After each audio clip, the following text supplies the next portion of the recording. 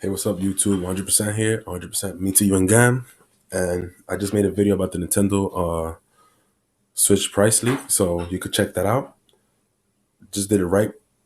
I did it right before this video. Honestly, I just did the Nintendo Switch price leak. It was I was looking for a you know pre-order date, and I came across some prices and a crazy leak. So I'm definitely gonna put that up. You can check that video. It's the one before this one.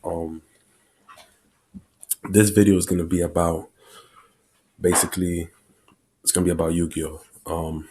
And I'm subscribed to a lot of not that many Yu-Gi-Oh channels like before, but just one channel is Asian Eyes White Dragon. I'm sure you guys know about him. But before I start talking about what I'm gonna talk about, let me just go here, see something new came out. Might want to talk about that too. I doubt anything came out. This is where I go for my OCG news. All right, so now I'm good. We could just leave that in the background, I guess. So I just wanted to talk about because the last video I've seen on that channel at Asian Eyes. Like I said, shout out to him. He's more, you know, like professional with the channel and all that stuff. My channel's new. It doesn't look like his and none of that stuff. So shout out to him. He does a great job. He gets deck profiles. He gets good, good wording, like about the card. He's just very informed about everything what has to do with Konami and Yu-Gi-Oh. So shout out to him. I've been watching his channel for a long time now. So I came across the video that he said about people. Why do people quit Yu-Gi-Oh? And I don't know if you guys see the video. It's like a 30-minute long video. He's there with his friend. They playing Halo and stuff. And his friend came across a great point. Like both of them did. And is what he said was true. And before I get there, his friend plays Pokemon, and he was just like comparing it, like how Pokemon is giving this and that, what Konami's not giving this and that, whatever. Of course, there's some things I agree to, and some things I disagree to. But the only thing I disagreed about the only thing that they said that I disagreed about was just the fact that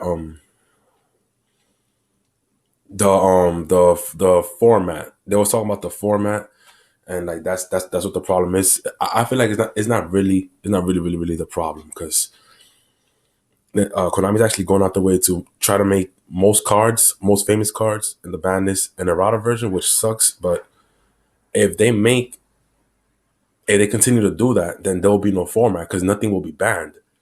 You know what I mean? Except for the new thing that needs to get banned. But then that means every other card that was banned before, like Zenmighty or whatever it was, for whatever reason, they'll be coming back just, later on. It depends how fast they do it. So just think about it. Just think about that. That's what I'm saying. If they do it quicker, then let's say let's say Konami had like 5 cards left to make an errata of. And those 5 cards were like Zenmighty, Shock Ruler, like all those, new cards that we heard about. If they catch up with what they do with their errata and they literally errata everything, there's gonna be no ban list. So when the new things that come out that are OP gets hit, let's say by the time the next things that come out that are OP, those cards already getting errata, let's say it's that quick, there will be no ban list. It will basically be like, no ban list basically. So that would be great. So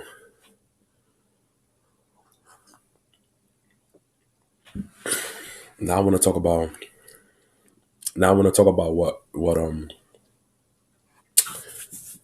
what I agree with them when it came to them talking about why people quit Yu-Gi-Oh.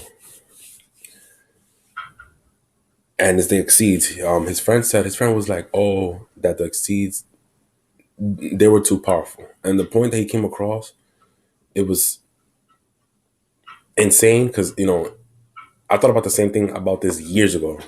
Like when Zexo came out, at first I thought they sucked or whatever, but then I was like, you know what? I was just being an idiot. So I was like, let me just give it a chance and let me really try it out. And Exceed Monsters are great. Exceed Monsters are like, they took it to another level. Like seriously, the point that they was coming across when it came to Dark Striker Fighter, like every Exceed monster came like that. You don't know how Dark Striker Fighter was. Dark Striker Fighter, I think he was 2600 or 27 attack. I don't know. But once your opponent had 4,000 life points, that was game. Once you brought out Dark Striker Fighter, all you have to do is attack directly and then tribute Dark Striker Fighter itself. That's game. So he was like a showstopper. So I feel like the Exceed monsters, they're like a showstopper. Like the Exceeds, they're too good. You know what I mean? There's been a time that I brought out strong out Exceed. I forgot which Exceed was this, and it was so strong, and I felt like I had a spell speed 1 monster, spell speed 2 monster, and spell speed 3 monster at the same time, just because of its effect. Because I hit him off. I forgot exactly what happened, but I hit up my opponent. Boom, boom, boom. This is a Yugioh Pro or Dueling Network, one of those. And I'm like, damn, I hit him hard.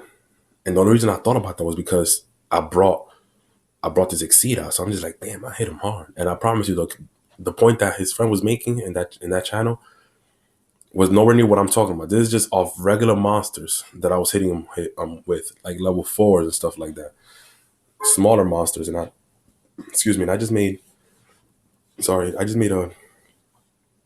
a good hit. I hit him off, you know what I mean? He had like less than 4,000 life points, or probably like 4,500. I don't remember exactly. So I'm like, what can he do now? So I'm thinking about what my opponent could do to stop me right now, because I had control. I'm like, oh, he could do this. So I'm looking at my Exceed monster. I'm like, no, he can't, because it's effect. And I said, oh, but he could still do this. And I'm just like, he can't even do that because of my monster's effect. And this is just all from the same Exceed. I'm like, oh, probably that. And I said, no, I could change this guy's effect. And I'm just like, that's when I realized, I'm just like, damn, like Exceeds are fucking insane. So Arc 5, yeah, half monster, half magic. It's not about the pendulum. Arc 5 was all about helping out the Exceeds coming out faster. And it changed the game forever. Arc 5 changed the game forever. Like Zexo changed the game forever, but Arc 5 just made it like completely solid. Because if you go back in time to the first season, it was all about who had the highest attack on the field. You know what I mean?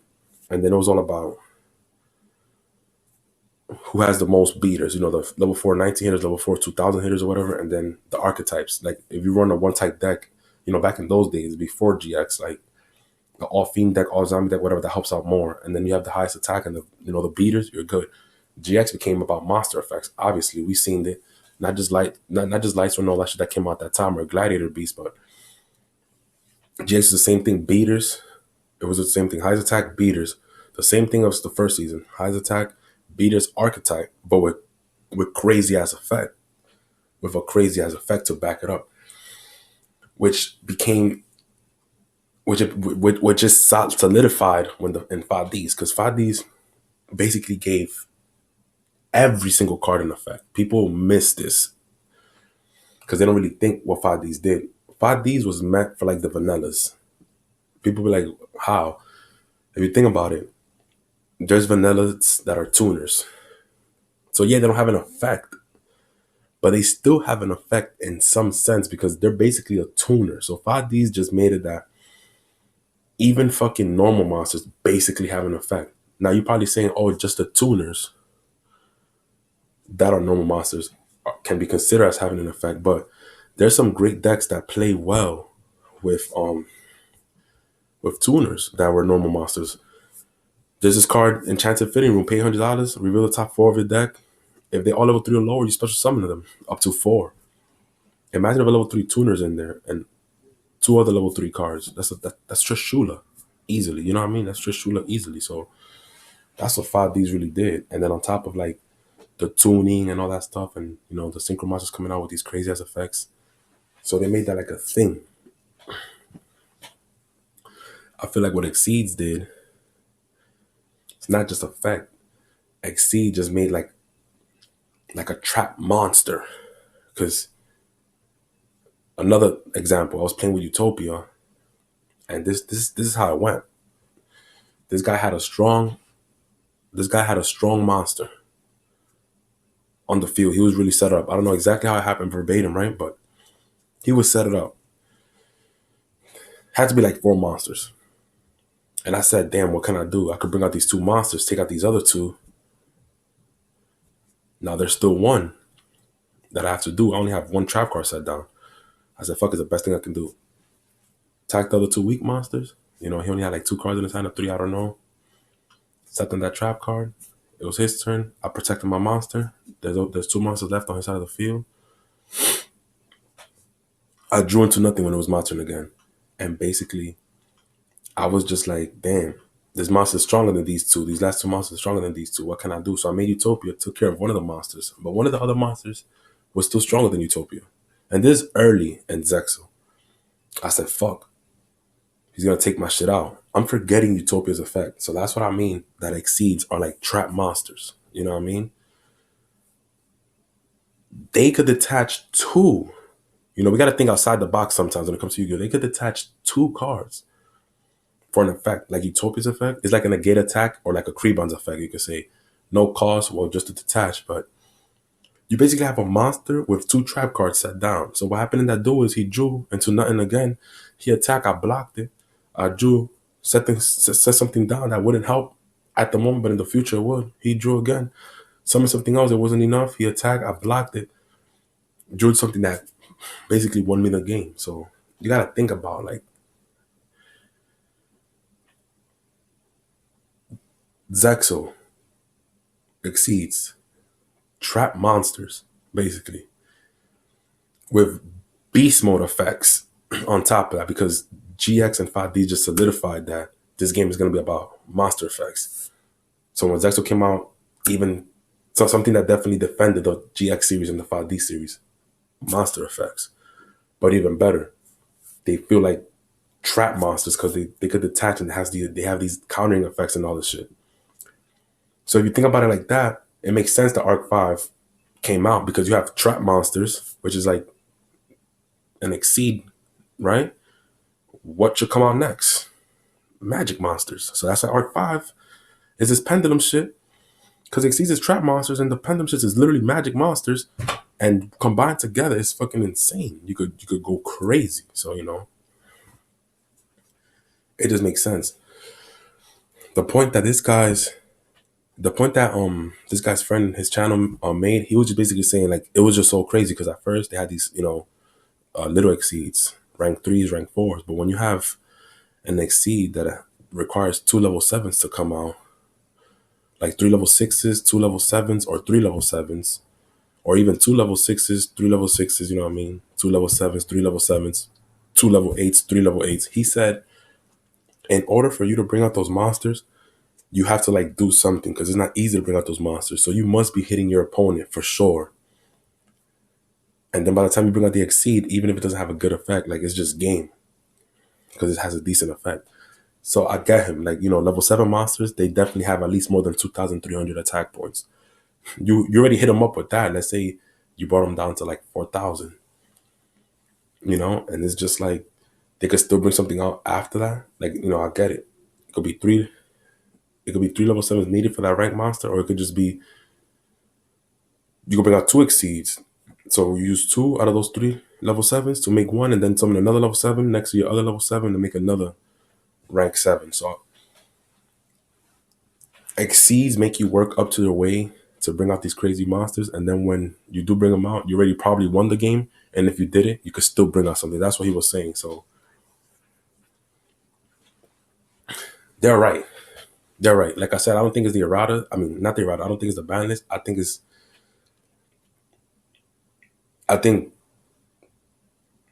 the exceeds did make people quit.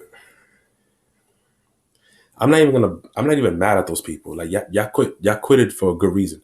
Y'all shouldn't feel bad about quitting or letting somebody down talk you. There's not a video to like saying thank you that you guys quit. I would love all duelists to come back, but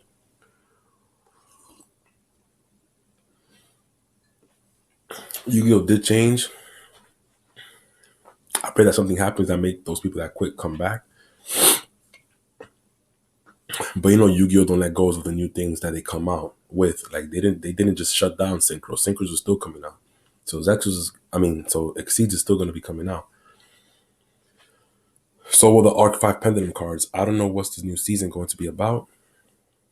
But they're gonna hopefully it could help out the game. You know what I mean? Maybe it could be like a new mechanic towards the whole game period that literally changes the game mode, and some certain cards can't be used, like the exceeds, and it is off a declaration, or that you come to an agreement and do a certain way, or it's just some cards that just cancels out exceeds, where you just can't rank up or something. Maybe, maybe just a field spell, maybe just a, who knows, a new type of card, like a guardian card that you have it on the field, it won't allow you to pendulum summon or exceed summon, something like that. You know what I mean? I don't know. So, like I said, a lot of my friends quit because of that. You know, friends that I know from, so I'm from New York, from Chinatown and stuff like that, and they are beasts. They are beasts. Like I said, GX5D solidify the game is all about monster effects. So Zexo is not going to change that with the Exceeds. Their monster effects is insane, to the point that it feels like there are trap monsters. And then Arc 5 come out, they made magic monsters, trap monsters and magic monsters. There you go. So it's just crazy. So